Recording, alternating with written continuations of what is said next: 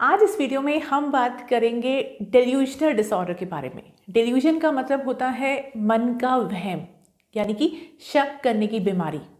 लेकिन हम देखते हैं कि सोसाइटी में आम तौर पर इसे कोई बीमारी नहीं माना जाता है। बहुत सारे लोगों को मन में अलग अलग तरह के वहम होते हैं, बहुत सारे लोग शक करते हैं। लेकिन शक करने को या मन में कुछ जो वहम होते हैं उनको हमारे समाज में एक बीमारी के तौर पे नहीं देखा जाता। और इसीलिए अक्सर लोग ये भी बोलते सुने जाते हैं कि इस शक का कोई इलाज नहीं है या वहम की कोई दवाई नहीं होती है, जबकि ये बिल्कुल गलत सोच है। डेल्यूशनल डिसऑर्डर यानी कि मन के वहम की जो बीमारी है, ये एक सीरियस मेंटल डिसऑर्डर है और ये हमारी फॉल्टी बिलीव्स, गलत सोच का नतीजा होता है और इसका इलाज संभव है। तो आइए चलिए जानते हैं क्या है डेल्यूशनल डिसऑर्डर एंड इसके सिम्टम्स एंड किस तरह से हम इसको ट्रीट करते हैं, क्या है इसका मैनेजमेंट प्रोग्राम। फ्रेंड्स, डेल्यूशनल डिसऑर्डर्स को पुराना जो ओल्डर टर्म था उसको हम कहते थे पैरानोइया, एंड इसको अगर हम हिंदी में ट्रांसलेट करें तो इसका मतलब होता है मन के वहम, यानी कि शक करना। Person faulty firm beliefs hold करता है। अब यहाँ हम देखते हैं कि जो सोच है हमारी या जो बिलीव्स होते हैं वो कई बार गलत होते हैं, लेकिन हर बार जो गलत सोच होती हैं वो डेल्यूजनल डिसऑर्डर नहीं होते हैं। हम डेल्यूजनल डिसऑर्डर के टाइप्स की बात करें तो they are number of types faulty beliefs के। अलग अलग तरह के फॉल्टी बिलीव्स पर्सन होल्ड करता है। जैसे कि एक है डेल्यूजन ऑफ परसिक्यूशन, जिसमें व्यक्ति को लगता है कि कोई उसे मारना चाहता है, कोई उसे नुकसान पहुंचाना चाहता है। Another is delusion of grandiosity, जिसमें व्यक्ति को लगता है कि वो एक बहुत ही बड़ा कोई महान व्यक्ति है, कोई एक ग्रेट पर्सनैलिटी, एक ग्रेट सेलिब्रिटी।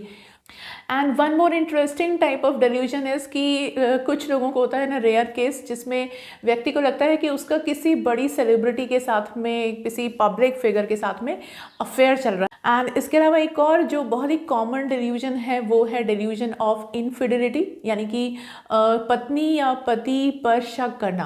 पर्सन को ऐसा बिलीव होल्ड करता है कि जो उसके थॉट्स हैं वो टीवी पे ब्रॉडकास्ट हो रहे हैं, जो कुछ भी उसके माइंड में चल रहा है वो सब रेडियो पर या टीवी पे ब्रॉडकास्ट हो रहा है।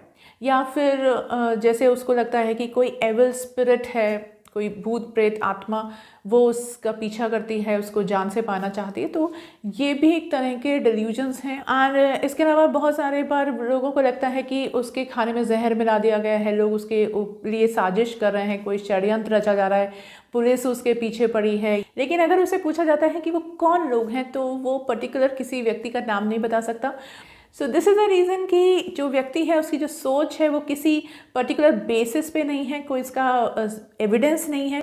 और अगर हम उसके अगेंस्ट एविडेंस भी देते हैं कि कोई भी यहाँ पे खाने में जहर नहीं है या देखो ये पानी है इसमें कोई जहर नहीं है, तब भी व्यक्ति अपनी उस गलत सोच को बदल नहीं पाता। तो it is very important to understand कि हम इसे एक प्रॉब्लम, एक डिसऑर्डर के फॉर्म में जाने, समझें और इसके प्रति लोगों में अवेयरनेस हो और इस तरह की जो कंडीशंस होती हैं उनको हम टाइमली डायग्नोस करें और उसका प्रॉपर ट्रीटमेंट लें। फ्रेंड्स, साइकोलॉजिस्ट डेल्यूशनल डिसऑर्डर के लिए CBT यूज़ करते हैं, कॉग्निटिव बिहेवियर थेरेपी। और उन केसेस में जिसमें डेल्यूशनल डिसऑर्डर किसी सीरियस मेंटल डिसऑर्डर का एज अ सिम्टम है तो फिर उसके साथ में साइकाट्रिस्ट की भी हमें ज़रूरत पड़ती है और उसमें मेडिकेशन का भी इम्पॉर्टेंट रोल होता है। सो मेडिसिन के साथ साथ हम कॉग्निटिव बिहेवियर थेरेपी को अप्लाई करते हैं और ये डिपेंड करता है पर्सन की कंडीशन, उसकी सीरियसनेस पर, कितना उसको डेल्यूजन्स हैं। और अगर सिर्फ उसके डेल्यूजन्स हैं तो हम उसको कॉग्निटिव थेरेपी से भी बहुत ही ईजीली, बहुत ही शॉर्ट पीरियड ऑफ टाइम में ओवरकम कर सकते हैं।